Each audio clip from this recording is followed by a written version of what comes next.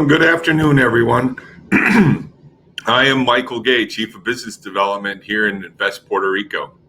Welcome to our virtual conference titled Preparing for Global Volatility, Reshoring, Securing Your Supply Chain. It's my absolute pleasure to moderate this panel of experts today that will lay out major realities and opportunities during this unprecedented time.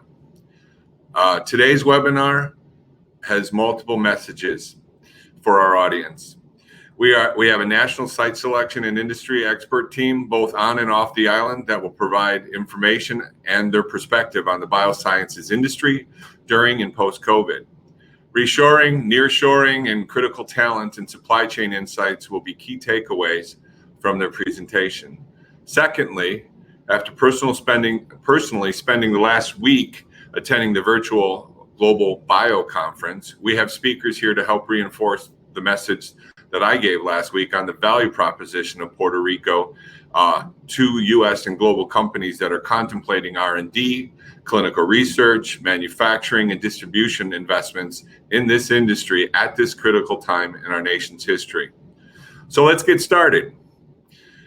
With us today is Michelle Comerford from BLS & Company, Jason Hickey from Hickey & Associates, Elizabeth Plaza from Pharma Bioserve Incorporated, and of course my CEO at Invest Puerto Rico, Roderick Miller.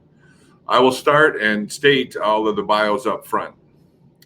Michelle Comerford is a leader of the industry and supply chain practice at BLS & Company, where she develops and implements corporate location strategies for BLS's manufacturing and distribution clients.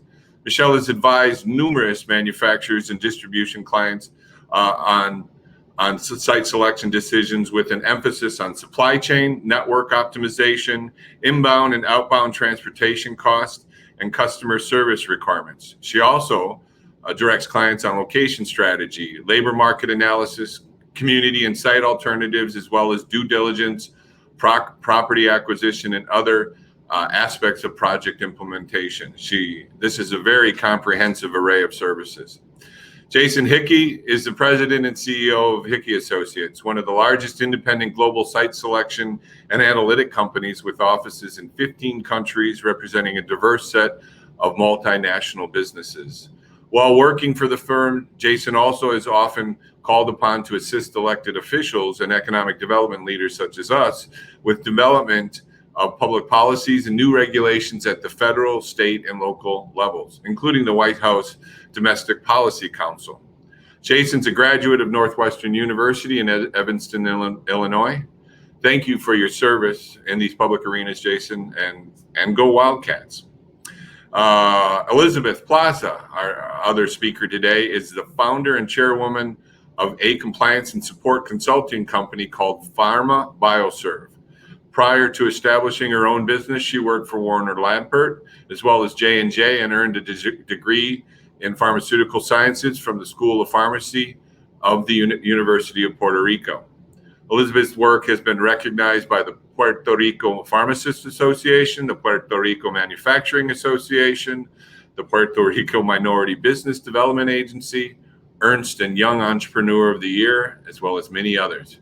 Basically, she has a lifetime of experience and knows what she's talking about. So I want to thank you to all our speakers today for helping us put this event together. As we want to make sure that our audience is engaged, here are some of the guidelines for your online involvement. Please note that there will be a Q&A session at the end of the presentation, and please submit your questions through the Q&A feature on your screen. Invest Puerto Rico will record all of these questions and try to address as many as possible and coordinate and provide responses for those questions that we're unable to answer today. So the obvious question you may have is, why reshoring, why now, and why Puerto Rico? Roderick Miller, our CEO here, will begin today's event addressing those very questions. Once again, thank you for joining us, and here is Roderick Miller. Good afternoon.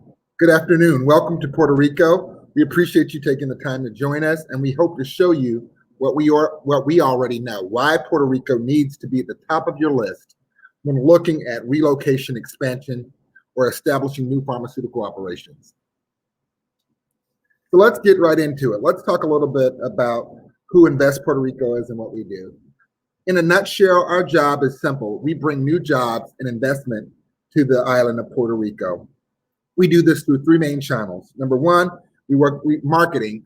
Events like this allow us to really shift the narrative and really tell our story of how great Puerto Rico is as an investment location. We focus on business development as well to develop relationships with key decision makers. So these key decision makers understand our value and that we can provide turnkey support in helping them expand to the island. And then we also focus on strategy and also what I would call product improvement. Our product is Puerto Rico, and we work consistently to make our product better and provide insights that clarify the value that we can bring to companies as they consider Puerto Rican market. We were set up by law in 2017 specifically with the purpose of providing continuity and ongoing support for promoting Puerto Rico as a competitive investment jurisdiction. So, let's talk about what Puerto Rico really looks like. Let's look at a snapshot of who Puerto Rico is. It's an economy of roughly 3 million people. It's a part of the United States, and it has a rich and strong history in the pharmaceutical sector and in the manufacturing sector. There's this perception that 30 or 40 years ago, Puerto Rico used to be a big player in pharmaceuticals, and that today it isn't. And this is quite simply untrue. This is rather far from the reality. As a matter of fact, Puerto Rico leads the country in exporting pharmaceutical products. Puerto Rico's legacy in the sector means that today, biosciences represent $53.7 billion, yes, $53.7 billion of the economy of Puerto Rico and makes up close to half of the island's total manufacturing. But we'll get further into our pharma industry in just a moment. So what's really driving this conversation today around how do we bring pharma to Puerto Rico in a different way is the coronavirus. Undoubtedly, the coronavirus pandemic has slowed down the global economy, but it's also caused people to rethink existing values and economic models. And so some of those changes are health, and health security will become the most important global issue in the coming months and years. Whereas traditional investments in manufacturing were driven primarily by cost, the reality of the lack of access to personal protective equipment and other things that were needed during the pandemic really underscore that there's this opportunity and that for pharmaceutical nearshoring come back to the U.S.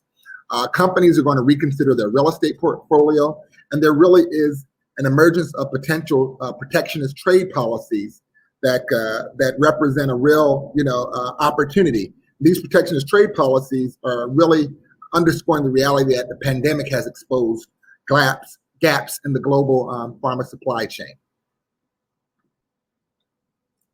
So let's talk a little bit more about what that really means.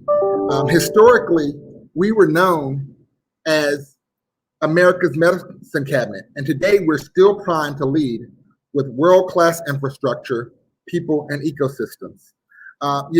We're not, and we're really not the only ones to say that. We are the answer to this pharma supply chain question that continues to emerge. This has been stated by groups such as Forbes, the Wall Street Journal, the New York Post, and even the White House trade advisor, Peter Navarro, has recognized that Puerto Rico's position and long-standing history in the pharma sector make us the ideal place to begin nearshoring pharma supply chain back to the Western Hemisphere. And the market is really looking for solutions in light of this major global shift of the economy. And Puerto Rico's bioscience industry is ready to reclaim its place in the global spotlight. And we're in a unique position to pivot. Let's talk a little bit about what that pivot looks like. There are a couple of points that I want to elucidate. Number one, it's manufacturing in a U.S. jurisdiction. So there's future assurance that the supply chain to national market remains intact. And that's a very important reality. We are part of the United States of America. Number two, national security considerations around safe supply chains for life-critical manufacturing align with Puerto Rico's multi-generational U.S. citizen-trained workforce. Number three, Puerto Rico has demonstrated capacity given its history of pharma and medical devices on the island. And I'd be remiss if I didn't mention that due to our previous disasters, Puerto Rico has a resilient population and an adaptable business community. This is one of our competitive advantages. So companies in Puerto Rico have contingency and continuity plans in place that have been tested and they're better suited than our competitors to protect them when pandemics and other disasters occur. You're starting to get the picture now. Puerto Rico really has it all. Going back to that perception remark earlier, while our biosciences sector may not be as large as it was 30 to 40 years ago, the reality is it is still bigger than any other U.S. state and one of the most important players globally. What does this biosciences sector in Puerto Rico look like? Well, it's a mix that encompasses virtually every area of the industry, and that's the quality that makes the island unique. So from a pharmaceutical manufacturing perspective, we've got more than 50 years of experience, and we have 8.6 times more pharmaceutical experts than the national average. That's 8.6 times more pharmaceutical experts than the national average. For medical devices, Puerto Rico is home to 15 of the top 20 medical device manufacturers, and over 25 different medical device products are manufactured on the island. From a research and development perspective, our public and private universities are focused on engineering, biomedical sciences, and best business practices. Last year, that resulted in $83 million in funding from the National Science Foundation and National Institutes of Health to support university and industry partnerships. Our transportation and logistics capacity is world-class, and it's gotten an important boost with the recent Air Hub designation. We've got a sophisticated logistics system designed for the high security transfer of controlled substances. And not to mention that we're one of the best positioned. We're strategically situated between the Americas and Europe with the capability to serve all markets. And lastly, from an ag bio perspective, it's a really growing subsector that's bolstered by 10 ag bio stations, specialized programs in agricultural science. And it continues to be one of those emerging opportunities that's going to really shape the future of the pharmaceutical sector in Puerto Rico.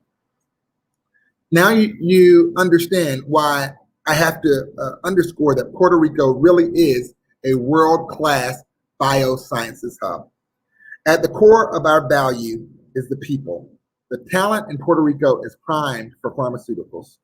We're ranked 6th globally in the concentrations of scientists and engineering. I'm going to repeat that so to make sure that you get the statistics. We're ranked 6th globally in the concentration of scientists and engineering talent.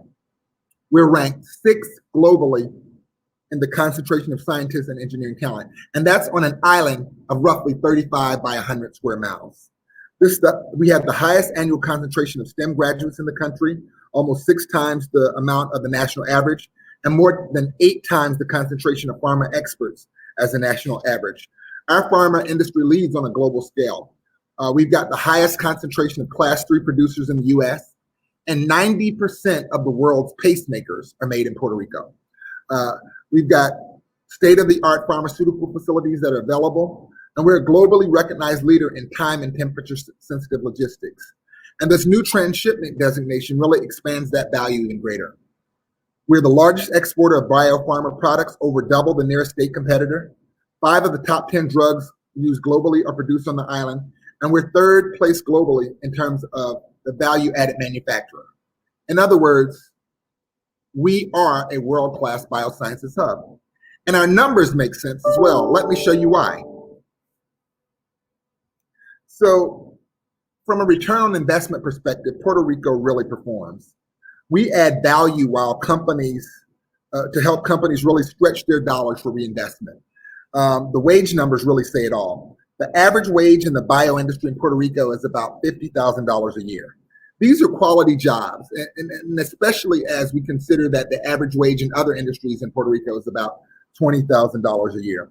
However, at a national level, jobs in the pharma sector pay closer to $80,000. So in other words, wage rates on the island are about 40% lower than the national average for the pharmaceutical sector.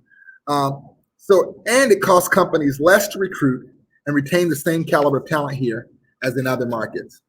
If your company can benefit from easy access to Latin America and South American markets, Puerto Rico is the place for you. If you want to access the US market that is not as expensive as other players in the sector, Puerto Rico is the place for you.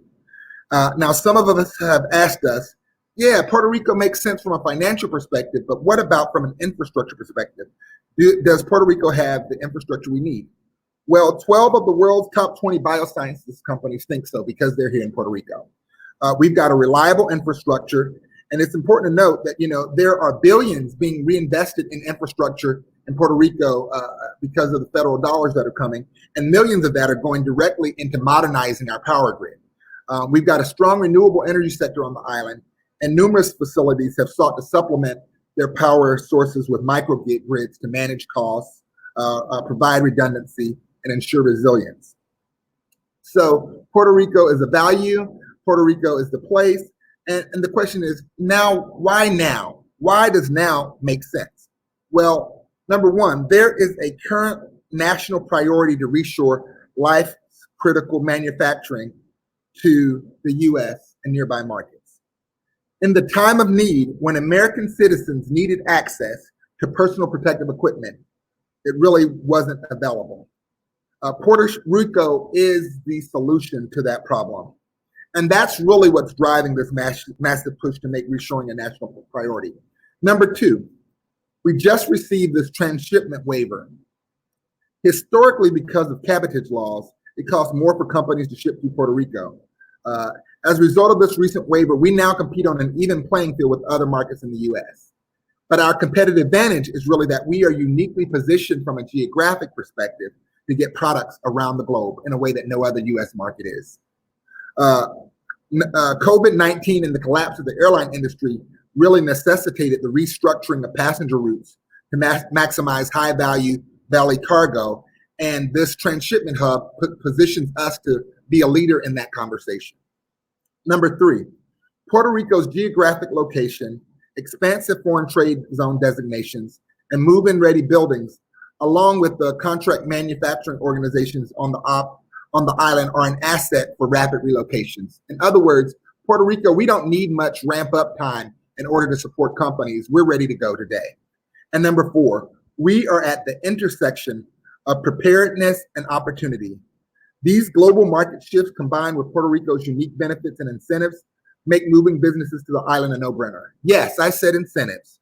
Puerto Rico's incentives are some of the most aggressive in the United States. Corporations and residents do not pay U.S. federal taxes. There's a 4% fixed corporate income tax rate on eligible income, a 0% tax on distribution of dividends, and other industry-focused incentives as well. To top it all off, Opportunity Zone tax benefits cover over 90% of the island. So, and then there is an unprecedented federal investment for recovery with a focus on upgrading and creating new infrastructure. Now is really the time for Puerto Rico to emerge in an even new way as the pharmaceutical leads. Now, the best part of working in Puerto Rico has very little to do with the work. It's the island's year-round warm weather, rich history, and diverse culture, which truly make it a life in paradise. Let's show them what it looks like to live and work in Puerto Rico.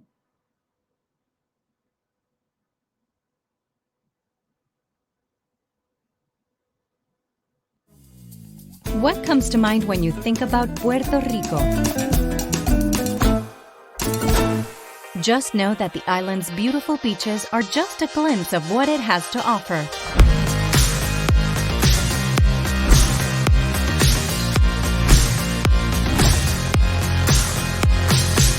In the midst of this tropical paradise is a growing, always evolving people, ever-strengthening infrastructure, and booming business ecosystem. Because Puerto Rico is a U.S. jurisdiction, businesses on the island receive inherent and intellectual property protections under U.S. law. Couple this with unparalleled benefits such as a 4% corporate income tax rate, 100% tax exemption on distribution of dividends, 75% property and construction tax exemptions, 50% tax credit on eligible research and development activities, and you have a business community on pace to thrive. Did you know that Puerto Rico has become home to over 150 Fortune 500 companies? And out of the top 20 pharma, biotech, and medical device companies, 12 have already discovered the benefits of our island. There is an existing pool of qualified, bilingual, and hardworking talent that has what it takes to get things right. The budding, creative, and vibrant entrepreneur communities are developing new technologies to marvel and behold. Ask anyone who's lived or worked here, and they will tell you that Puerto Rico is the warmest, most beautiful, and varied location you can give your business partners and employees. Come take a closer look at Puerto Rico. Then tell everyone you know.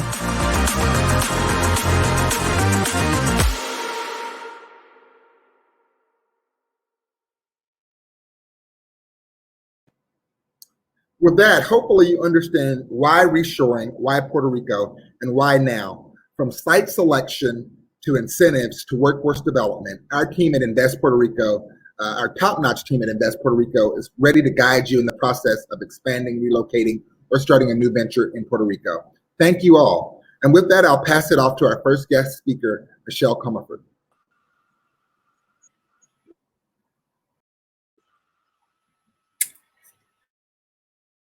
I may have to be dreaming about island life now. Thank you, Rod. I appreciate the introduction, and thank you for having me. I'm happy to participate in the discussion today. Again, industrial with Biggins, Lacey Shapiro and Company, and I'm going to be talking a little bit about the reshoring trend and supply chain shifts that we're anticipating. Quickly, a little background about Biggins Shapiro, or for short. We are a professional site selection and incentives negotiation consulting firm. We help large and medium-sized companies identify the best location, secure and optimize this through what we call location economics, where we model our clients' location needs against the different dynamics and variables that go into those decisions. We work throughout the world, truly, primarily throughout North America and globally through some partners in a variety of industry sectors, in industrial, office, distribution, and technical, including life sciences, which is one of our largest industry sectors, has been for quite some time and continues to be one we work in quite extensively. So I think by now everyone is pretty much aware of the disruptions that coronavirus has caused to supply chains for a number of different industry sectors. For someone who works frequently in supply chain and has supply chain in my title, it's been kind of fun to see that term really pepper the headlines and really go mainstream, given all the impacts that coronavirus has made. The pandemic certainly has made both the general public as well as many politicians aware of the structures of supply chains, things that we've come as a society come to rely on, products that we expect to be there. We can source easily at any time, quickly, and or within 2 days. And that the pandemic has certainly turned that viewpoint on a lot of future. It's important to note that the idea of reshoring as a trend was started well before this pandemic and this major disruption. Over the past 8 or 9 or so years, as wages in Asia have gone up, costs for transporting goods across the globe, changes that drove that investment over there first have gone down. It has started to swing a pendulum for some companies and some industry sectors to consider a strategy that really of making products closer to the market where it will be consumed. And the U.S. being one of the largest, if not the largest, consumer base, that's what's really has been driving that thought process for some time.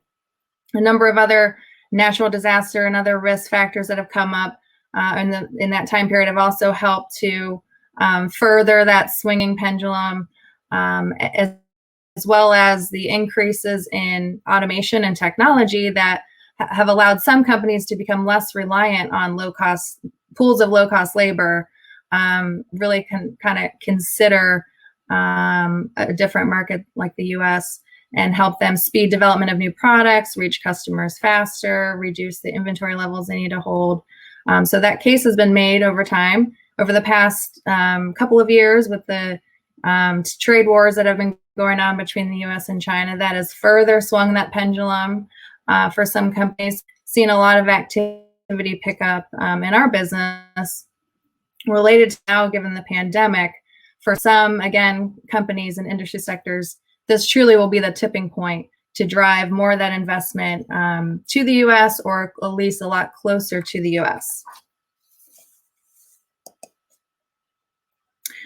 So what does this mean sort of going forward? Well, a number of companies are certainly sitting in their boardrooms and thinking about and strategizing about their footprints. And these are some of the trends that we're seeing already and that we're expecting more of going forward as companies have kind of been getting the ducks in the row back, just recovering from the disruptions and now looking ahead and thinking about how can we prevent these kind of disruptions from happening in the future for our business line. So again, this won't be the case for all companies, but certainly quite a few. So first, more local for local manufacturing strategy. So again, thinking about making products closer to the markets where they'll be consumed. That also, all companies are going to pull completely out of China. China has also one of the largest consumer markets. A lot of the companies that have established there over the past couple of decades have now grown a consumer base there. So that will remain, making products in China for China, but talking more about this regionalized strategy and being closer to the US market, North American market, the European market. So many companies starting to think about that. For those companies that do remain in China, either to serve that market or because they still need that low-cost labor source, the new kind of buzzword for supply chain in Asia is China plus one. Really looking to diversify out of China completely, reducing that reliance, protecting against intellectual property issues and future geopolitical concerns, and looking to other low-cost markets such as Indonesia, Vietnam, India. And so kind of diversifying that base to be less reliant solely on China. Smaller plants. So again, thinking about the regional manufacturing strategy rather than having one mega plant in China to serve the whole globe, breaking that up and sizing those plants, again, based on the markets that they'll serve.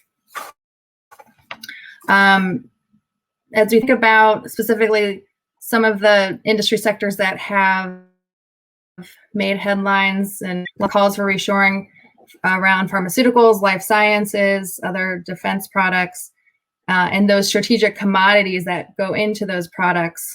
We've seen that a call for those to be closer to home, and we've seen the governments really start to view those things as threats to the national security. And so really looking at minimizing those exposures and being able to source those products when needed in emergencies like we had.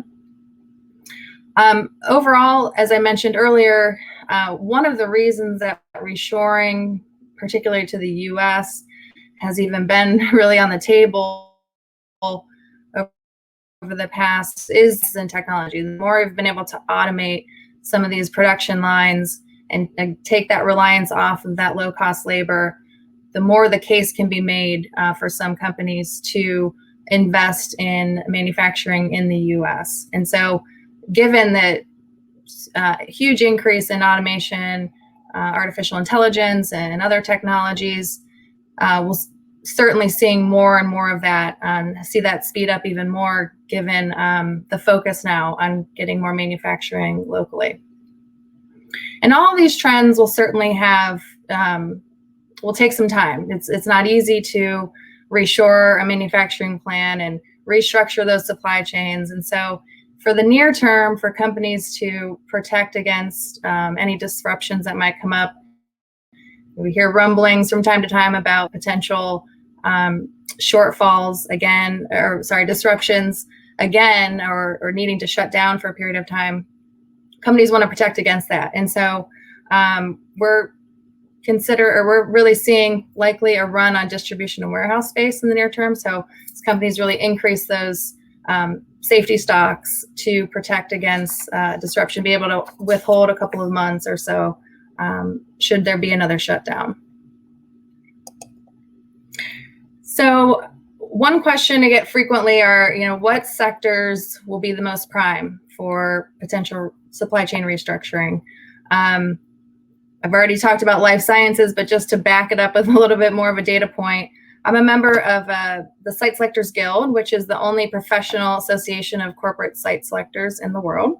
And back in April, we surveyed our members, around 60 or so members, on a myriad of COVID issues and impacts. And this was one of them.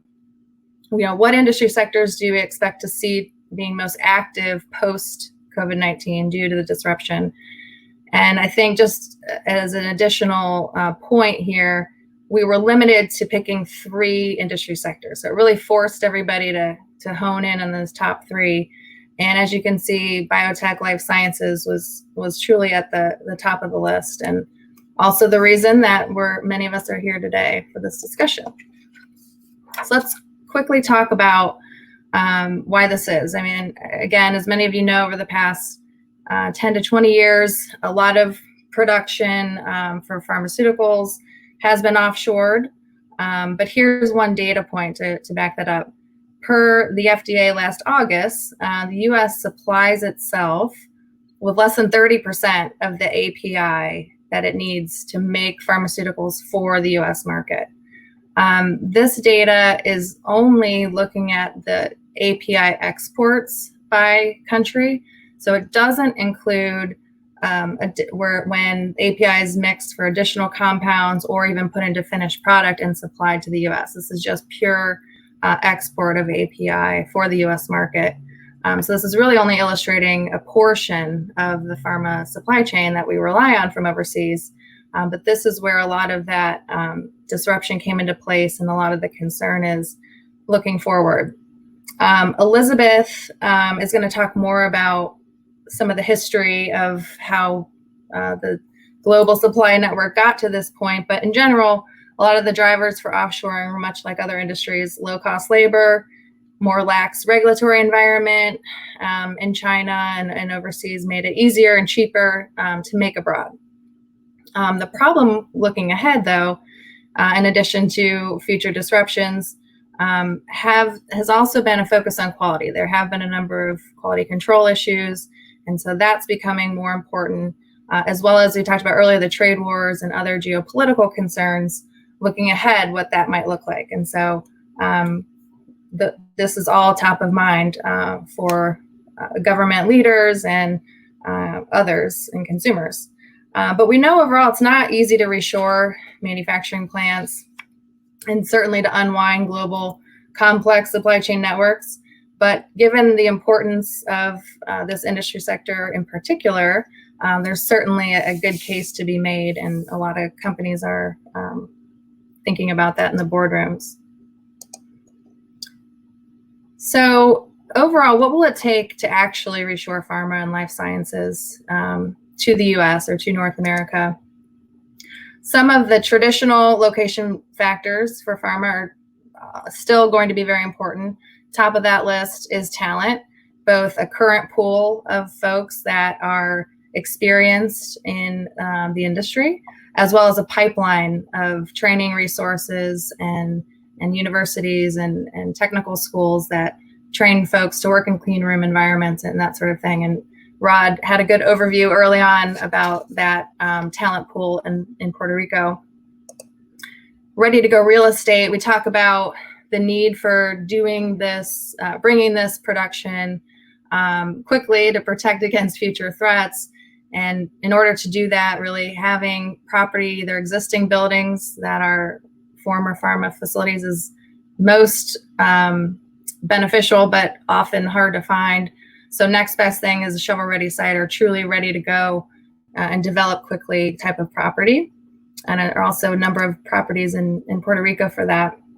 The logistics infrastructure, thinking about, air hubs often are the way most pharma and life sciences products are distributed. And Rod talked about the air hub changes that will be a true benefit, I think, to the Puerto Rico market from that aspect. And utility infrastructure, having reliable and redundant power, water is critical for these kinds of operations. And I know Puerto Rico's spending a lot of money in investing in that infrastructure and making it stronger per some recent past disruptions they've had. But overall, and this is a little different than some of our other industry sectors, although incentives always come into play, when we're looking at this aspect and this as an industry sector for country and national security, what it's really going to take is a lot of federal government support and incentives to really drive this investment back towards the U.S. And some steps have certainly been made. The CARES Act that was passed back in the end of March laid some groundwork, called for some studies to better understand the supply chain networks and more transparency about that, and also identify the critical medications, as well as strengthen the national stockpile. So starting to look at some of the things they know for sure right now for different drugs and vaccines and other products. The CARES Act included some language to increase that stockpile. And additional acts have also been introduced. A couple examples: protecting our pharmaceutical supply chain from China Act. That was a proposal from Senator Tom Cotton. And the Manufacturing API Drugs and Excipients, or the MAID Act, proposed by Senator Tim Scott and Representative Buddy Carter. There's a number of other acts, but a couple just to demonstrate that this is top of mind for many of our government officials, and it will remain to be seen kind of how it all shakes out and what gets passed. But ultimately, a formal federal plan should and will need to really include some long-term price and volume guaranteed contracts to give companies better peace of mind, de-risk these investments for them, supporting their own supply chain networks and supplier networks. I just read an article this week about SCHOTT, the supplier of glass vials, for example, predicting some shortages for that with all the vaccine development going on. So we need to think about not only the manufacturers themselves, but the suppliers to that make those products possible, supporting those as well. Incentives such as grants or other tax credits and incentives that can be applied to the investments for the upfront costs and the ongoing costs, as well as expedited permitting and streamlined approvals. So not just for the construction of the building itself, but the equipment and things that have previously taken a lot of time to get a facility up and running, adding is 12 or more additional months after construction, really streamlining some of those processes to be more concurrent, allow them to get up and running faster. So with that, I'd like to thank you again for having me. I want to remind everyone to submit questions through the comment function. And now I'd like to turn it over to Jason Hickey, my colleague from the Site Selectors Guild. Hey everybody, thank you, Michelle. Great presentation, and appreciate everybody joining today. So I'm going to talk about something that aligns really well to what Michelle was saying, but goes into a few additional avenues that are important to explore when it comes to site selection. Specifically, the strategic site selection opportunities that you can now really uncover based on all of the great things that Michelle mentioned about the economy, supply chain, and things that are anticipated to happen in the future. So the question that we get posed a lot, and so do many of my colleagues, is that what can my company, organization, startup expect moving forward? What does that mean? And what are the kind of context and normalization, and what is the landscape going to look like? And clearly, we're seeing some early indications of a lot of different things, a lot of different changes we couldn't imagine a few months ago already starting to take place, at least the beginnings of them. So nationalism, protectionism are things that have been with us for a long time, but new ideas and concepts that are going in that direction that we're going to talk about in a few minutes as it revolves around supply chain, and could be a very unique opportunity as many of your organizations are considering bringing back some of that supply to North America and the Americas. Risk aversion, social distancing. There are hundreds of millions of people on Zoom at any given moment, and it's a platform that many folks are really considering, not so much Zoom, but just remote working and how that's having an effect on our total workforce. Increased spotlight on inequalities because of the pandemic and other things that have come about. And that new context across the world is starting to also appear in what the leadership's saying in many corners of stakeholders across not only the Americas, but in places like Europe. This quote, which we always have found fascinating since May and early April, protection is not the same as protectionism. So protection in the future may mean to rethink the supply chains that in the past had relied on global economies. There were plenty of products of companies we represent and represented over the years that would make a product in one place, ship it all the way across an ocean to get some value added manufacturing in another, ship it all the way back, get more value add to it, and then eventually bring it to a place where the consumer might be, wherever that is. And that certainly may change in the future, but also just where certain critical goods, essential goods, but also just consumer products and other manufacturing items that need to be in a place so that still you don't have to incur a lot of costs associated with storing those things, but they're at a location that someone can either go into a store, which is probably going to become less prevalent, or order online, which will continue to grow moving forward. So rethinking a country, a region's, a continent's supply chain is going to be key. And a few important data points that we've seen to be an incredible differentiator of why that needs to occur. So the pandemic has raised a lot of different prices when it comes to supply chain. And I think the point here being is that the pandemic clearly caused some issues, but what if something else happened internationally? What if some of the trade barriers that have been put into place over the last few years continue to grow and become more dynamic? What if there's a political upheaval in a place where the supply chain is critical, not just for the end result, the end good, but the ingredient that goes into that supply chain, into food manufacturing, into widgets that go into automobiles, whatever it is. What if there was a disruption that wasn't a pandemic or epidemic, or what if it was politically driven? What if it was an environmental change? What if it was a volcano that erupts over Iceland again, or somewhere else that whenever you watch the History Channel or Smithsonian Channel like me, there's lots of dangerous things that are happening all over the world, both environmental, political, socio-demographic. Those changes can lead to some immediate cost impacts and supply chain disruptions. And here's two: huge spike in the cost of not only air travel when it came to goods, and there's lots of important reasons for that, but same thing with shipborne related shipping.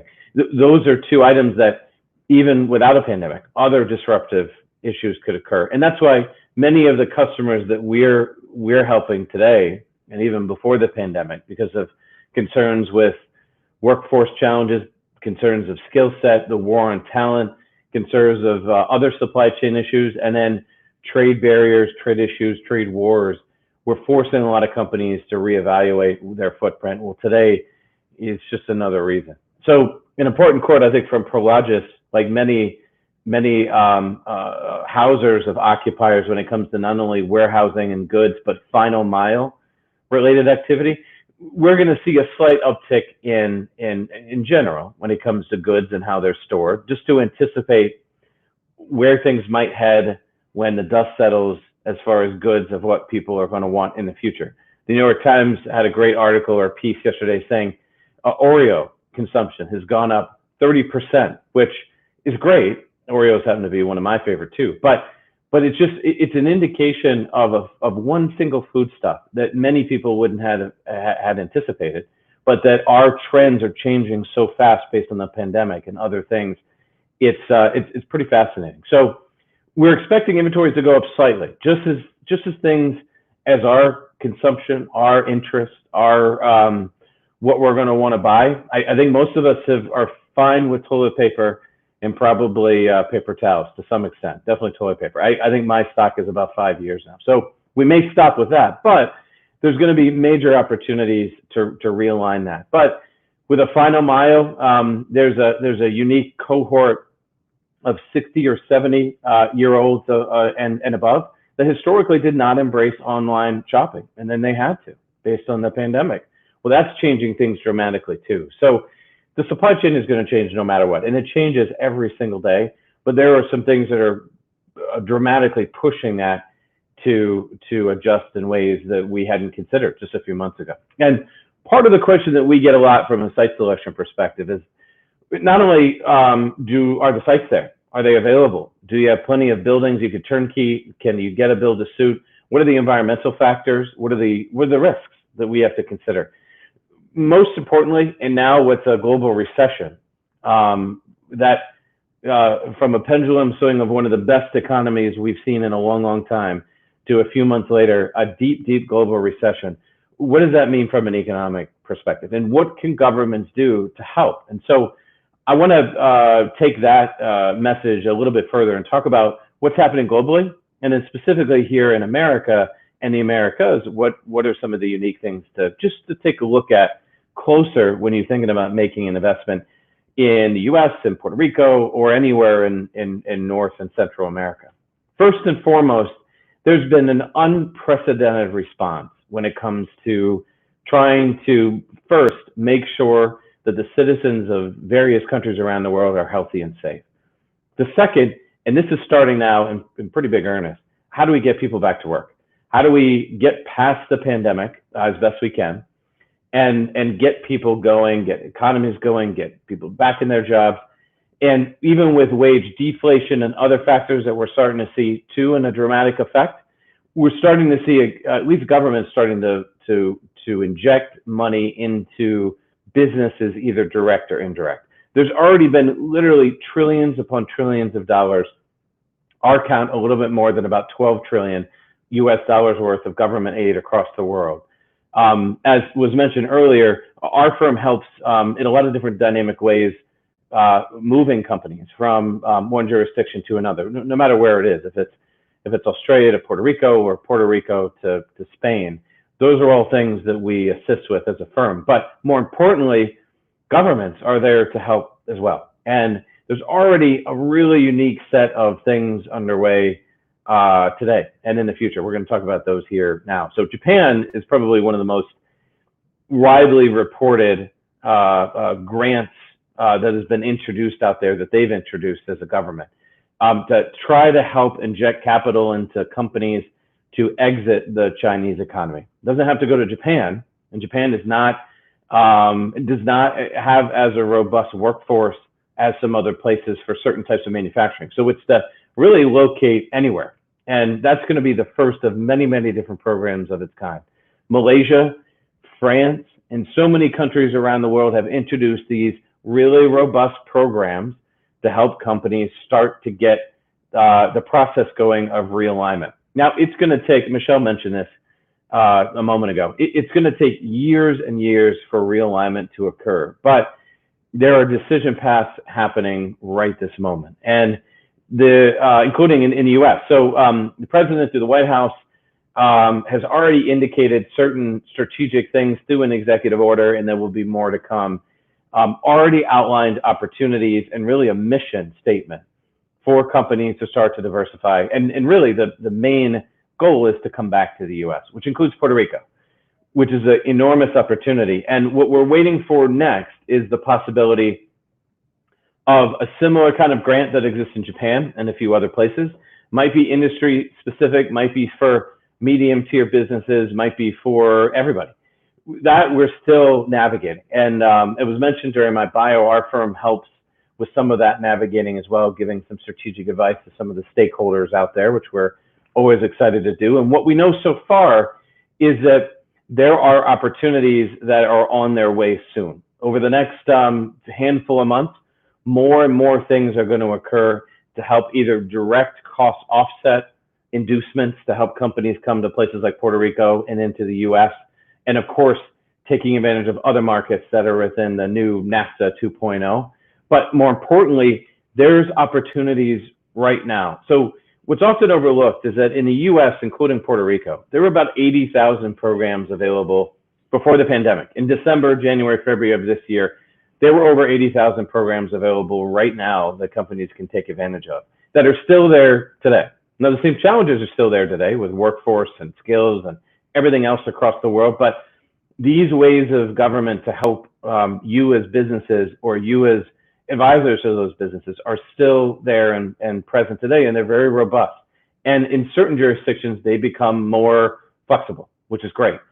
They're there for retention now. So if you just want to hold on to your workforce, but you need help in some capital injection or need help with additional assistance, training, whatever it is, governments have become a little bit more flexible, which is great. Puerto Rico is definitely one of them. There's two really great programs on the national level that Puerto Rico is uniquely positioned for.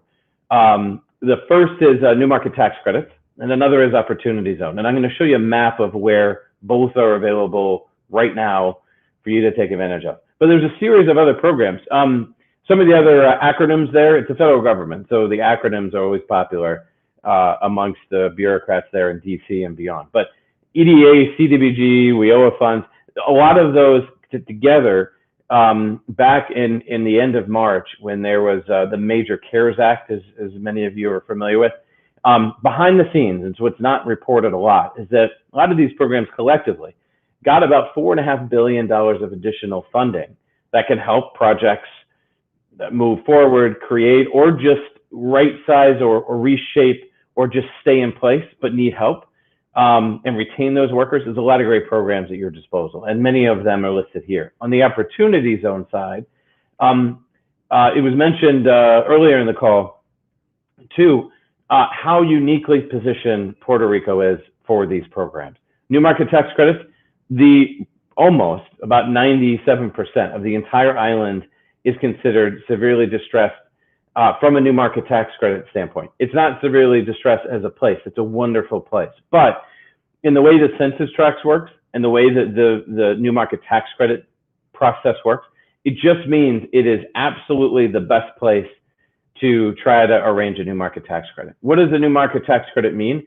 Typically, it means, as you put these structures together, and they're very complex, but at the end of the day, it means about of your total investment that you can fit within a new market tax credit, usually means about a 20% return on your investment for that, or about a grant of about 20% of whatever that investment under the new market tax credit can be. So if it's a $20 million fund underneath the new market tax credit, your benefit directly, your grant that comes back to you is about 20% of that. So it's not a small amount depending on the kind of investment and the kind of opportunity that you're looking for. So something definitely to explore when the time's right for your project. Opportunity zones, same thing. And opportunity zones are brand new. They were just enacted about 16 months ago. And so there's going to be an enormous opportunity for that to grow too. Practically the entire island is an opportunity zone, literally and figuratively. And so what that means is that you can put capital into projects, and especially ones that have high capital gains associated to it. And eventually, some years later, the gains get eliminated or close to eliminated. And that's a big opportunity for, no pun intended, when it comes to investors and other folks as you look upon investments that are being retooled or made within the US and in Puerto Rico. So lots of stuff. What does that mean? I'll take a deep breath just to summarize a few things here for you, and then thank you again for listening to me, and thank you to the team of Puerto Rico for including me. First thing is around incentives. Just capitalizing on the opportunity doesn't mean taking advantage of the government. It just means maximizing what you can get. Make sure that you follow all the rules. The rules are important. Accountability is key. If you don't live up to what you sign up for, you're going to get in trouble. So make sure that you sign up for the right kind of government programs, the right kind of aid, and make sure that when you make a promise, so you're going to grow by a certain amount of jobs, a certain amount of opportunity when it comes to benefits back from the government, and they want to help you. It's huge. Puerto Rico, as well as many other jurisdictions, but we've had the pleasure of citing many projects over the years in Puerto Rico. We have a few right now that we're working on, and a few more that are considering, for all these reasons, Puerto Rico, because it's a great place to do business. But it's important that you read all the agreements closely, you understand what you sign up to, and that will eliminate many of the risk factors that you see from time to time when it comes to incentives. Just understand what you're signing up for so that you can secure the kind of aid that you need. And there's a lot of opportunity. There are not a specific number, but certainly hundreds upon hundreds of millions of dollars available in Puerto Rico and beyond for benefits to companies like yourselves just thinking about expanding or consolidating or just in certain instances staying in place, but just need some help. A few other things I want to mention is having to do with the situation as we're experiencing right now, some new considerations just from a site selection expert, some advice to all of you, and that's concentration risk assessments are so key. If you are in places where density and concentration is a problem, offices, manufacturing, whatever it is, you've got to take a very close look at it, if you haven't already, what kind of risk factors that may pose. And from that, what does it mean from then what do you do next? Do you have to diversify further? In the bioscience space, does that mean you need to manufacture closer to home? So many goods are currently made in a pharmaceutical and bioscience and life sciences space overseas.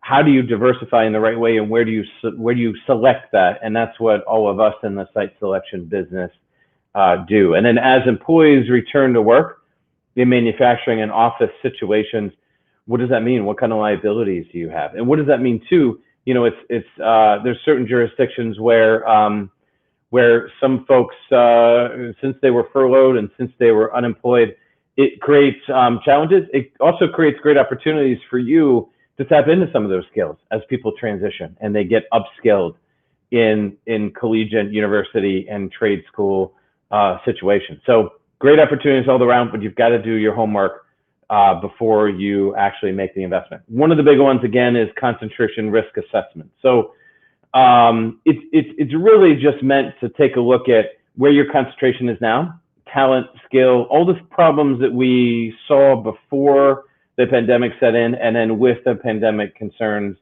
as it is. We're seeing now in the states like Texas, Arizona, and Florida, they're seeing a major increase in cases. What's going to happen 3 months from now? What's going to happen 6 months from now? There are current caseloads that are dropping in one jurisdiction. The pendulum will change dramatically. There are going to be more phases of this, and what does that mean? And how do we anticipate government to respond? And how well do people respond to those government requirements? How well are people remote working? And with remote working, that doesn't mean you need to focus now on a small 45-minute radius around one location. That means you can look at people that are 2-3 hours away, especially if they're distance working. Commuting is less of a factor than it was 4 months ago, and that's an important thing as well. Finally, we have a ton of open source material on our website.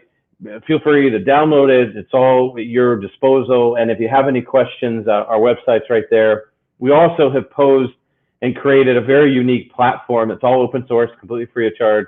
That's for specifically for economic recovery incentives. It's incentives.hickanassociates.com. It outlines incentives all over the world and that are specifically geared towards getting people back to work and getting things going, because we just want to make sure you're armed with this. There's a lot of great opportunities out there, and it's going to only grow. We're expecting at least another $10+ trillion worth of worth of incentives being injected into the market over the next 6 to 12 months. And so if you have any questions about anything I've talked about, my direct email is right there, and feel free to call myself or email or anyone on our team, and we would love to help. So, but again, go to it's all open source, free. Hopefully it's a great resource for you. Thank you so much.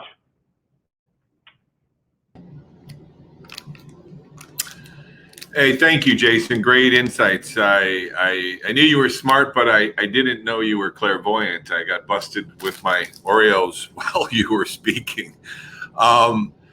Before we continue to our next speaker, I would like to take a moment to remind our audience that we are receiving questions for discussion after the presentations. Remember to send all your questions to the Q&A feature on the bottom. Right now, we have a question up in front of you regarding, for the audience, is do you have plans? Do you or your clients have plans to expand in the next 24 months? We're trying to get a temperature of what the market is thinking right now in response to all of this information that's being discussed. So now we'll continue with our virtual conference with Elizabeth Plaza from BioServe. Thank you.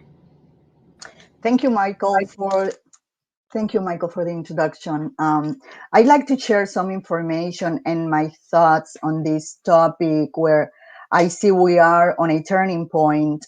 And this COVID experience has certainly surfaced the vulnerability on our system relative to public health and our national security as it relates to drugs control. And there's been much public interest, as my colleagues have mentioned, such as the Buy American executive order we are all waiting for. And there's full support from the industry and a huge political pressure to support a bill that would incentivize local manufacturing of our drugs at home. And Puerto Rico is positioned to take over this opportunity because it's the best thing we've done over the last almost 60 years. And as of now, there are recent proposals presented, as Jason mentioned, to incentivize our industry in Puerto Rico, which might take us back to those times when we used to enjoy the Act 936 with a potentially equivalent federal treatment. We are hopeful that would happen sooner than later. And most of us never thought we would learn so much about a virus and contagious diseases. This virus has exposed certainly the links in the pharma supply chain, and many people outside our industry has learned not only about COVID, but about offshoring. And this is how it looks like. China accounts for 95% of our US imports of ibuprofen, 91% of hydrocortisone, 70% of acetaminophen, 45% of penicillin, and 40% of heparin. These are all critical drugs listed as needed in a wartime or in a pandemic like the one we are going through. 97% of our antibiotics in the US come from China, including injectables. 80% of our active pharmaceutical ingredients were produced in China in 2019. And pre-COVID, and Michelle mentioned this, there were already concerns with the drugs manufacturing in China, but it was mostly were concerns on low quality and counterfeiting. And on top of that, FDA does not have the resources required to conduct the foreign inspections to keep up with their surveillance programs. In fact, they had a backlog of over 900 foreign facilities that had never been inspected. And by the end of last year, they finally inspected about half of those facilities. On this chart, if you look at the left-hand chart, I am sharing data on FDA domestic, meaning USA, including Puerto Rico, and foreign inspections in Asia Pacific, which include mostly China and India, during the last 19 years. As we all can see, there's a downward trend on the domestic inspections and an increasing trend on foreign inspections. And this only reflects two things. Well, this is data. FDA conducts inspections using a risk-based approach, and lower risk establishments take a lower priority, which is the case for US and Puerto Rico, whereas higher risk facilities are those chosen to be inspected sooner and more frequently, which should be the case for Asia. Secondly, there's an increasing number of establishments growing in Asia and a decreasing number in US. However, most of the FDA resources are in US, and although there is an increasing number of inspections being conducted in Asia, as I mentioned, it is still not enough to cover 100% of those facilities that are importing their products into the US. The chart that I'm showing to your right hand shows the results of those inspections from the period of 2015 through 2019, with 483 observations shown on the bar graphs, the green bar being Asia Pacific, the blue bar being US, and warning letters are shown in the line graphs. The inspections for US establishments are typically conducted every 2 to 3 years and are conducted on 100% of the registered facilities. Because what I mentioned, the agencies, it's local. Most of the inspectors are locally. Whereas, as I just also mentioned, in Asia Pacific, as of last year, only 50% of these had been inspected. As we see, 483 and warning letters on Asia Pacific are alarming high when compared to US and Puerto Rico, which are very low and declining. And remember, again, that these numbers for Asia Pacific only reflect 50% of the plants currently manufacturing products coming into the US. I want to share some history to brief you on how did we end up here. After the Waxman Act was enacted in Congress in the 80s to make drugs more available to the public, and nothing wrong with that. But that created a path for mass generics production, which opened a strong competitive race between R&D-based companies with expiring patents versus availability of generics produced at much lower cost, and pressures from big drug consumers such as the own government, big hospitals, and health insurance groups bidding for the lowest cost drugs also increased the outsourcing of production to lower cost jurisdictions. And this is when Puerto Rico started losing power and bringing new companies in. Our landscape had been developed on R&D-based multinationals with new products being taken to the market. And we faced a lack of innovation period where the FDA scrutiny for approval of new drugs got much stringent, and new products, blockbusters, were not as available during the late 90s and early 2000s as they were during the 80s and early 90s. And then company consolidations and acquisitions joined the party. And in Puerto Rico, I remember in the early 2000s, one single company took over 8 plants in just a few years. And that combined with the loss of Act 936 in 2006 created the perfect storm for Puerto Rico, where we experienced a sharp decline in pharmaceutical investment and growth. However, I need to mention that medical device companies have increased investment on the island, being the sector that has mostly grown over the last years. And this is more or less how it looks right now. Michael mentioned some of this information, but I wanted to share it with you. Puerto Rico, it's still the fifth largest territory in the world for pharmaceutical manufacturing.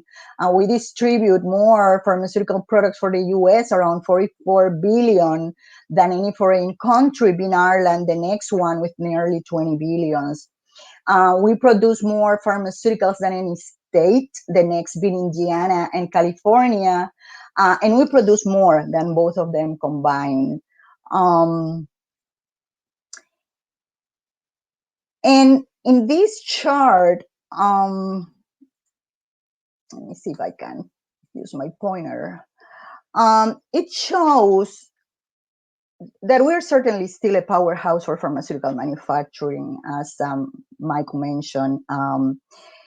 And that is why there's been so much attention these days on our capabilities to ramp up production quickly and reduce our dependency on Asia. If we compare the 14 strongest manufacturing pharmaceutical territories in Europe and in US, including Puerto Rico, Indiana, and California, as I just mentioned, we show on the next column the population of those 14 territories. And we decided to compare the amount of employees in our industry on this third column. And Puerto Rico, being the smallest geography, has the highest ratio of experienced employees. Now, we evaluated the amount of production in dollars at each of these 14 territories. And calculated a ratio of productivity per employee. And that, what this analysis reflects, since we export all we produce, when we take a ratio of that amount to the amount of employees, it shows a significantly higher ratio compared to all. The next higher that Puerto Rico actually duplicates being Switzerland, and it is close to 6 times higher when compared to Indiana, and 14 times higher when compared to California. And what I just wanted to show you here is that we have a concentrated, experienced labor force in a very, very high productivity ratio. And the reason is that Puerto Rico has a long history producing pharmaceutical drugs, which has built a wealth of knowledge and full dominion of what this industry is all about. We have an island-wide landscape of pharmaceutical manufacturing plants, either fully operating or available to be operated.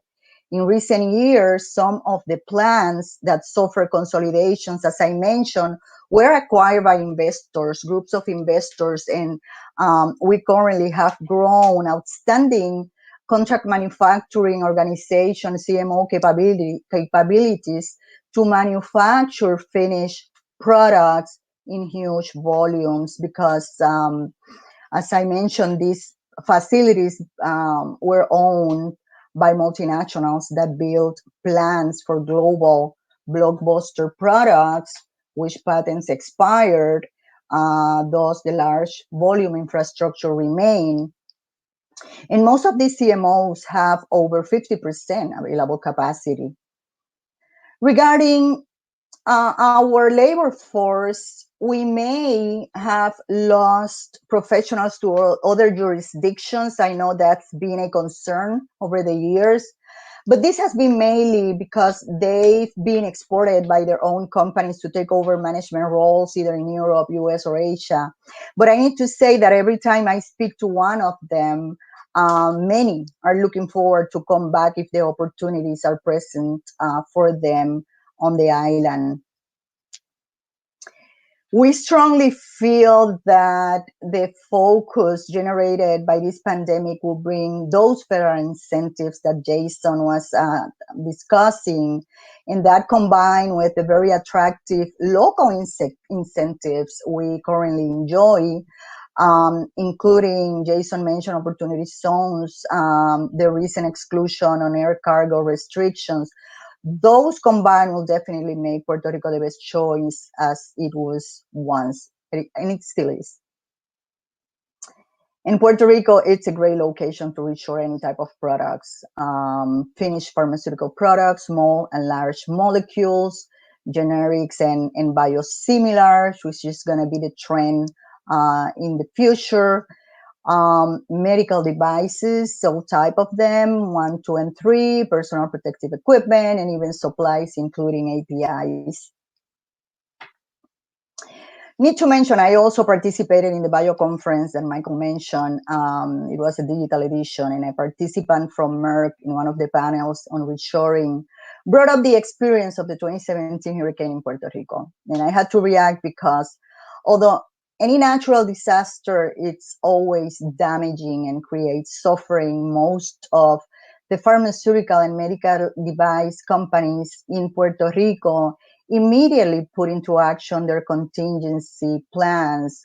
I think Rob mentioned something about that as well. And these plans have been strengthened after that experience, and we've become the most resilient location, as he said, in the world to face any natural disaster. During this pandemic, our industry worked at full capacity in Puerto Rico with the right provisions and protections in place for our employees, becoming an example for other sectors. And I am a witness of how our industry fully responded to the emergency, how our employees were all in, and how our plants increased their production to meet the product demands needed for this pandemic. I also learned during that biodigital conference about something known as the Berry Amendment, which requires military textiles and shoes to be manufactured only in USA. And I wonder if that's what the Defense Production Act with the Buy American Executive Order should pursue for pharmaceuticals. And we have the local talent to support any project, any product coming to Puerto Rico on record time, on budget, and in full compliance with the regulatory agency requirements. That's what we do best in Puerto Rico, believe me. Thank you all for listening. My time is up. Thank you.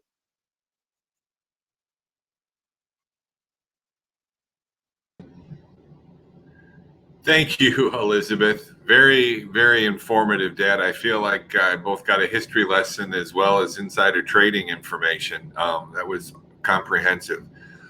Thank you, Michelle and Roderick and Jason as well for providing your thoughts and expertise in reshoring. The historical Puerto Rico pharma perspective, the global perspective, the questions on what site selectors are and pharma manufacturers want right now and are thinking, and the value proposition of the island is very important, powerful message and an opportunity. I would like to add that if we are successful with any of the reshoring activities we're talking about today, the social impact of such projects would be tremendous on the island as we move beyond the previous natural disasters mentioned earlier. You and your clients can both make money and make a big impact at the same time. So we certainly hope that our audience today now has a better understanding, maybe in some cases a renewed understanding of our global market positioning and Puerto Rico's advantage in the biosciences industry. The map that is being pulled up on the screen right now graphically kind of represents the critical mass of biosciences industries and assets already on the island. And we have them categorized by biotech and pharmaceuticals, as well as ag bio, as well as medical devices, as well as the universities. And you can look at this in more detail to see who's here and maybe why you should be here as well. And now let's turn to the question and answer period and bring all of the panelists back up. Several questions have come in. and even some before the webinar. So thank you, everybody. One of the questions that we got is, what concrete step can Puerto Rico take to move from manufacturing to design of new drugs and new medical devices? Who's got some thoughts that might want to lead off on that one? Well, I quite don't understand the question. Can you? I can repeat Can it. you repeat? What concrete steps can Puerto Rico, so the island, the businesses, the industry, the universities, take to move from manufacturing drugs to design of new drugs and new medical devices? What are really important next steps if we want to do that? Is that helpful? Okay. Oh, Michelle? Well, I would say, I think in general, oftentimes that kind of R&D function is born out of university programs or hospitals. So it really takes that kind of a partnership, kind of facilitating the incubation of those research efforts happening, and then allowing them a place to grow.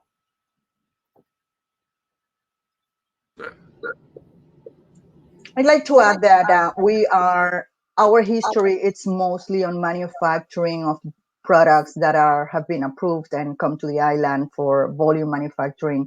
But there's some investigation in some of our universities. We have local scientists that are also developing their patents and their products. It's not what we do in volume, but we are going in that direction. There's also companies coming to the island who are not only manufacturing but doing also their R&D. There's tax incentives for that, by the way. Roderick, did you have anything? Yeah, one of the things that I think I would like to kind of underscore is that, yeah, we have traditionally been strong in the manufacturing side, but there are robust research capacities on the island that really haven't been fully leveraged.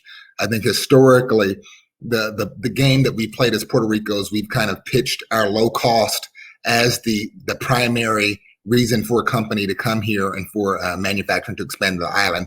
But over the years, we've really built the knowledge assets that allow for the research to be done here. So now we're really in that pivoting phase because we've got the talent from a university perspective. We've got partners such as the Puerto Rico Science Trust that's really focusing on innovation and R&D. And then we've also got, we've got the major players on the market, but it's in the market, but it's the real act of pivoting and really trying to figure out how do we make those partnerships a lot more concrete. Great. We have another question. It says, with the airlines in so much trouble and contracting globally, how important is the new transshipment hub designation from the FAA? Will it be beneficial? Rod, why don't you? Yeah, I'll kick this off. I mean, this really might be one of the only gifts that we got during the COVID-19 pandemic. I mean, this is forcing airlines. I mean, they're being disrupted, and it presents an opportunity for our airports as they need to find new efficiencies.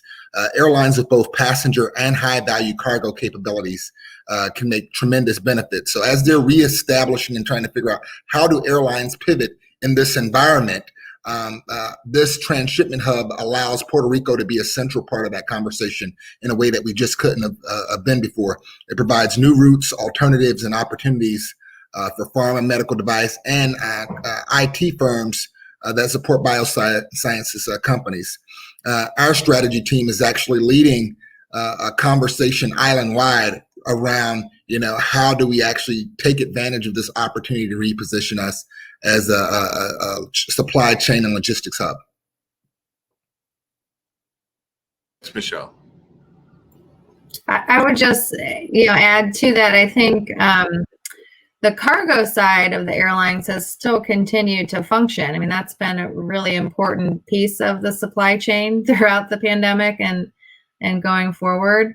And so having that designated hub there now for that global transportation, I think is going to be really important. And like, as you said, your geographic location between the Americas in particular, will be important part of that.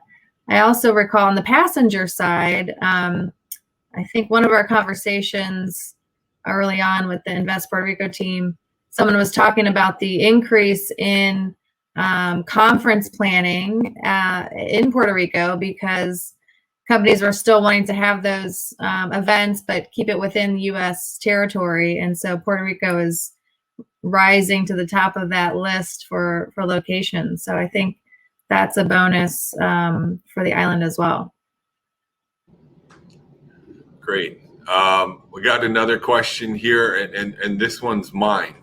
I am very interested from our site selectors here. What triggers?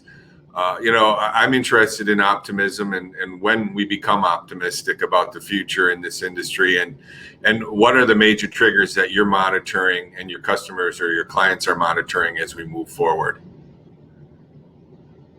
Is there anything that really, really stands out?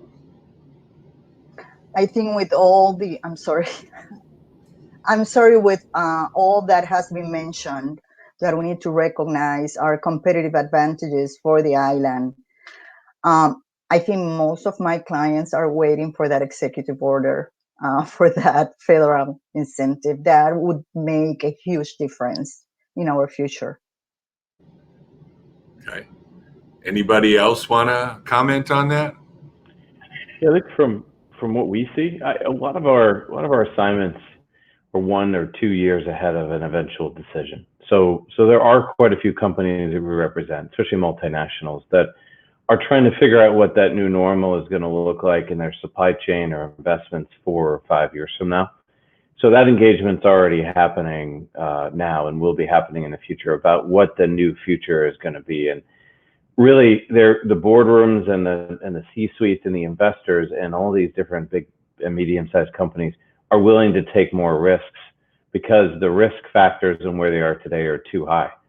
And it's not risky to invest in Puerto Rico, and it's not risky to invest in other places, especially given what now risks are incurred in other places around the world. So there's certainly more to come in legislative and other kinds of opportunities in Puerto Rico. But you mentioned the skill sets and some other things around R&D just a moment ago, Rod.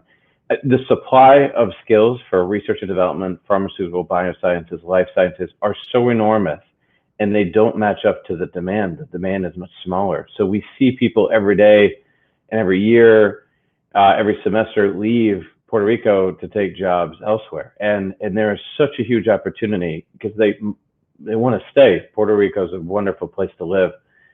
And so we could create opportunities for them to stay in Puerto Rico, because their skills are the best, some of the best in the world. And there is such a huge supply and demand opportunity for companies to take advantage of on the supply side. Thank you. Michelle? Yes, you wanted to add? Yeah, just 2 things I'd add really quick as far as kind of the trigger points, I think was your question. So one, I think it'll be important to watch, so kind of adding to that executive order, it'll be important to watch what gets designated as critical or high priority rather medicines and equipment. That is part of these acts that the federal government is going to be doing these studies to really kind of determine what medications are absolutely critical for all kinds of pandemics and other kinds of illnesses that we need to be able to make on our own given another global emergency.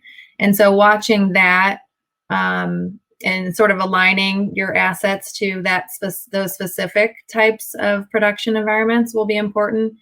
And then also, you know, we have a number of different size life science clients, and some of the really global multinational size ones, and it depends on what they're making, but some of them are already sort of, their footprints already sort of line up with this local for local strategy. They already have some production facilities in the US.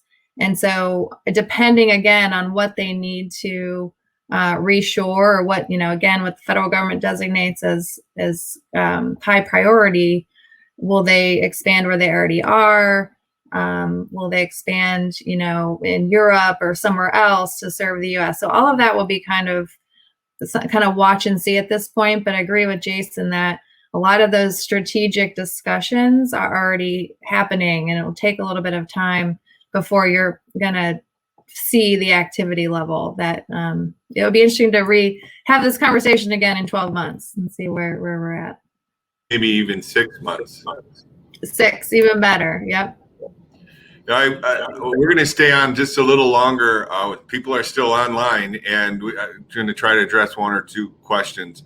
This one question that came in is, I think it's a public policy question, but I think it aligns with what you guys the site selection experts were talking about. It says, could a company that does at least half of their research and development in Puerto Rico get an extension on their intellectual patent rights? This could be an excellent incentive to locate R&D on the island. So I think it's some of the things that the federal government or the Puerto Rican government can do. And I think it's more of a statement than it is a question, but it's something that definitely we should think about. Anybody have any comments on that? I'm not a patent lawyer either. Oh, Michelle, jump in. I'm also not a patent lawyer, but I think just in general, it depends where, if a lot of, again, the specific drug or the, specific treatment, if a lot of that R&D is already happening in the U.S., maybe not at Puerto Rico, is the federal government really going to incentivize just moving R&D from one part of the U.S. to another? Likely not. That's not the goal. So it'd be more of the R&D that's occurring offshore that you want, as a country, we want to bring into U.S. territory, that would have a better chance for that sort of situation. Okay. I think, we're getting close to being a couple minutes over. I'm just going to ask one last question, like a closing question, is what do we need to do to get things going? I'm interested in next steps and getting your perspective, both in Puerto Rico and as the United States. Anybody can start.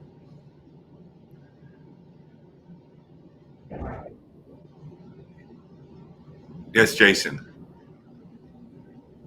I can go first. So thank you again for the opportunity to participate today. It's been a lot of fun, and we've always enjoyed working very closely with the team, Invest Puerto Rico, as well as the government sister teams that you all work very closely with. Having so much experience on the island, our firm and myself, I think you mentioned the very important designation as far as air travel goes. It's a lot easier to go through customs and immigration in San Juan as it would be in Miami or Houston or LAX or any of the other transshipment hubs that are out there, especially for goods. So that's an important thing to do next, to take advantage and get the word out and build some infrastructure around that. I think, like most places around the world, there's certain ideas and thoughts and concepts that they have about a jurisdiction, and to continue to get the word out about what it is that the strengths are that Puerto Rico has. I mentioned the skill sets are second to none in a lot of different industry sectors, and there are not enough jobs for those folks to land in. So there's a huge supply opportunity for a lot of different people. But I think on top of anything, it's to continue to educate the folks that are on this webinar today about the great strengths, and also address some of the challenges, and you've spoken about that as well. What we believe strongly is that challenges are great to identify early so that they could be overcome by strategies and other things over time. And that's, you've addressed that too today. So I think those are some of the things to think about in a go-forward nature when it comes to investing in Puerto Rico. Right. Thank you. Elizabeth, any closing thoughts? Elizabeth is muted. Please unmute her. I unmuted myself. There you go. Just wanted to add that, as we all shared, I think it's clear that Puerto Rico, it's a the place to be for pharmaceutical manufacturing. Decisions in our industry take time. As one of the other speakers mentioned, we don't move a product from one day to the next, but the talent is there and it's available to expedite it. There are ways to expedite these processes. And we shouldn't wait for the next crisis to come. I think we should have a call to action immediately and move forward. That would be my recommendation. Great. Thank you. Michelle, you want to go next? Sure. I would just, again, thank you for inviting me to participate today. It's been a great discussion. I agree. I mean, I think Puerto Rico is well positioned. There's a reason all these headlines are calling for reshoring to Puerto Rico for pharma. You've got a lot of these assets in place in this history, along with the cost environment. Those are important drivers to corporate location decisions and the pool of talent, that sort of thing. So I've been impressed with the information I've learned, just working with your team over the last couple of weeks, the website maps and the materials that you're really putting that business case together. So in terms of getting things going from a local perspective, I think you guys are on it, and look forward to hopefully working with you in the future. Thank you. That's excellent. That's great to hear. That's great to hear. Rod, would you like to finish up? Yeah, that'd be great. Really exciting. I mean, I think one of the things that we have to continue to do is have these conversations and make sure that the world knows about the advantages and the assets that Puerto Rico brings to bear. So we want to continue to ring the bell. Number two, we are very diligent in targeting. So we want to narrowing our outreach in terms of companies that we think should be on the island based on clear and logical alignment to our competitive advantage. So we've already began that exercise and making sure that companies are aware of what we bring to bear. We want to continue to track and measure, from a tracking and measuring perspective. We want to track global project flows and adjust targeting towards trends. We want to document case studies on success stories to influence our value proposition. And we want to continuously review infrastructure and supply chain needs. And then last but not least, I think we have to continue to build our assets on and show our capacity on the island, whether it's being able to map our asset and creating navigation tools, analyzing the cold chain and determining capacity for growth there, increasing our air hub traffic by defining optimal passenger belly cargo fuel ratios and promoting value, supporting infrastructure investment, and continuing to work with the universities to ensure that we've got the talent that's needed and the research capacity that's needed. So it's a comprehensive strategy. It's going to be ongoing work, but we've got a solid foundation to build a strong future in the pharmaceutical sector. Awesome. That's all the time we have today. I want to thank all of our speakers. If any of the listeners did not get Elizabeth, Jason, or Michelle's contact information, we can definitely get that to you.